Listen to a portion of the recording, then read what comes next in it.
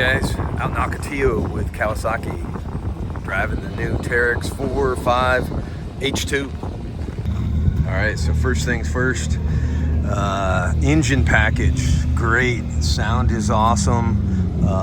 It does make a lot of blow-off valve noises, so if you're not a fan of that, this might not be the car for you. But engine noise or the exhaust noise is really nice. It's not too loud at all, and we got this thing up to 95, and it still had more to go. So it'll probably top out at 99, something like that. Power is really great. Cruising is 70 plus miles an hour, just going. Really awesome feel for that, and it gets with the program pretty quick. Shocks are another thing. This is the deluxe model, so live valve, 3-inch shocks front and rear. So big shocks all the way around. Live valve is pretty impressive. What's nice is with the live valve system on this, you've got firm, normal, and soft right here on the steering wheel, which is really nice and accessible as you're driving. It doesn't have an oh shit button, but you can drop it in firm really quick.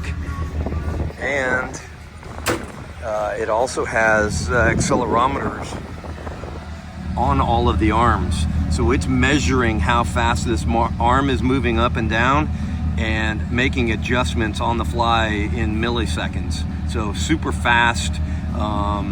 Nobody else really has accelerometers on the arms like this. And that gives the live valve system more data to feed off of. Roll cage. I really like the looks of this roll cage, and it seems pretty stout. You've got A, B, and C pillars, plus D coming in out to the back, and also another one here. And the other thing that's nice is you've got 4 bars across, not just the 2 outside. You've got full structure inside, so it looks like a real safe cage. So this comes with 33-inch Maxxis carnivores. If I had to guess, I'd say that's probably a little bit closer to a 32. It is a 5-lug, so that's new for Kawasaki. It's got big brakes. Braking felt pretty good. I need to find out what the offset is on the wheel, but they are 16/8 wheels on that. And again, this is a Maxxis carnivore that it comes with. All right, as I mentioned, 3-inch shocks front and rear. Big shocks.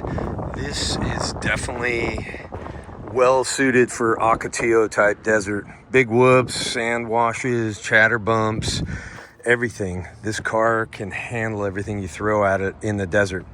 Need to test it in the dunes, see what a dune car it is.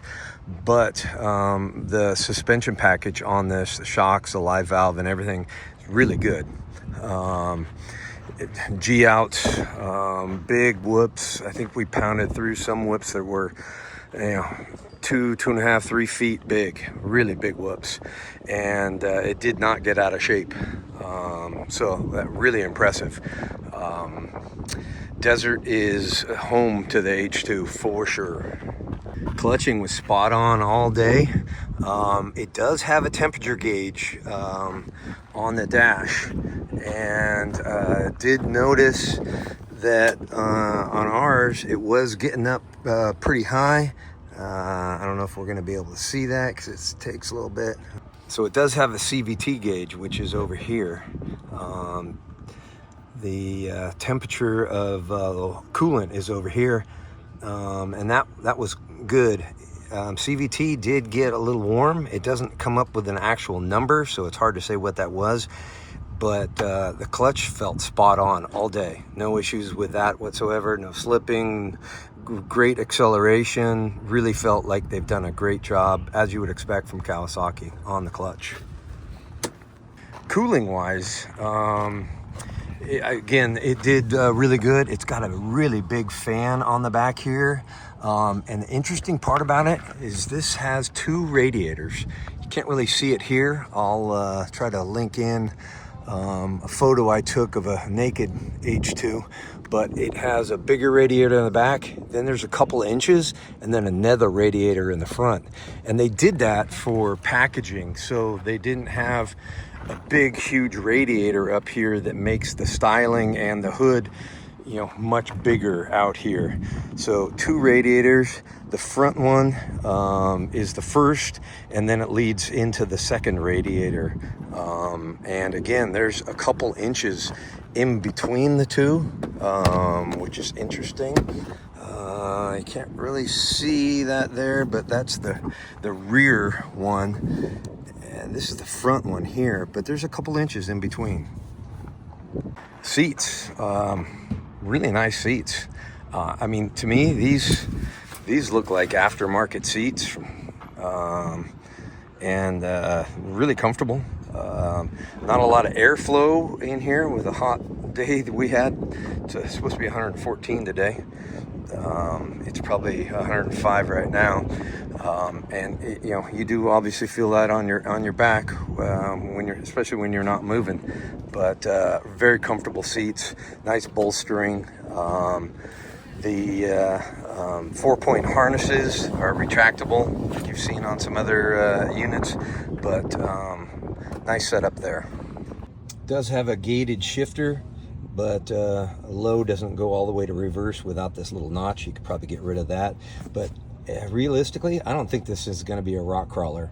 You can go, let's see, I hit about 42 miles an hour in low range, and we didn't get to do any rock crawling. This is all desert here, but to me it felt like it was a bit too tall for controlled rock crawling.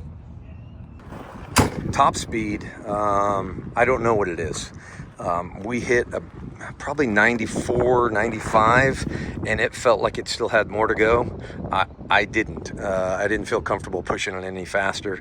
It wasn't a smooth graded road, so really easy to get up there going that fast. This thing's right at home, 70, 75 miles an hour, cruising along. Just a very comfortable machine, and really nice exhaust sound. It's aggressive without being obnoxious, if that makes sense, which is really nice. You can tell it's got a supercharger. It definitely has a blow-off valve that is chirping and everything, especially if you're like bouncing around about 20 miles an hour. It wants to chirp and blow off the extra pressure because it thinks you're going to get on it, and if you don't, it's going to be blowing off all that extra pressure. So it's chirping quite a bit, little whoosh sounds every once in a while too, but very impressive engine package. It's going to be a runner for sure once Evolution Powersports gets their hands on it. You know, this thing's going to be 300 horse in a heartbeat. So overall, great car. Nicely done, Kawasaki. Comfortable, very good performance, good suspension, good leg room, decent in the back seat as well. It's just a great package. I love the styling. As I mentioned, the roll cage has got lots of support, and it's styled well. So if I was going to buy one, I don't know that I would change the roll cage on this thing. Very nice, comfortable vehicle, and high performance as well. One last thing. Just like the KRX, this is boat-sided a bit, which is nice. Again, I don't know if this is going to be able to do much rock crawling, but so far we know that this is definitely a desert car. Ocotillo is a great place to test it out, and even though it's 114 today, I'm glad Kawasaki brought us out here, because this is absolutely home for the H2. Next up, we need to get it in the dunes and find out how it'll do with some sand tires on it.